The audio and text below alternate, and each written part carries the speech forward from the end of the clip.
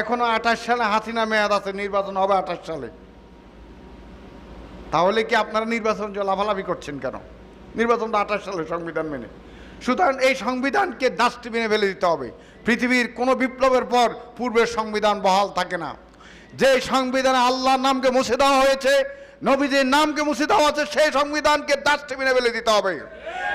এই বিপ্লবের ফসলকে আপনি নষ্ট করেছেন, কারণ আপনি এনজিওর কঙ্কালগুলোকে দিয়ে সরকার গঠন করে বিপ্লবী স্পিরিটকে প্রথম কবর দিয়ে দিয়েছেন। উচিত ছিল বিপ্লবীদেরকে দিয়ে সরকার গঠন করা, অবিলম্বে বিপ্লবীদেরকে দিয়ে জাতীয় সরকার গঠন করে 28 সাল না 3 বছর সংস্কার করার তারপর নির্বাচন দেওয়া। বর্তমান সংবিধান নিয়ে কিছু কথা বলবো।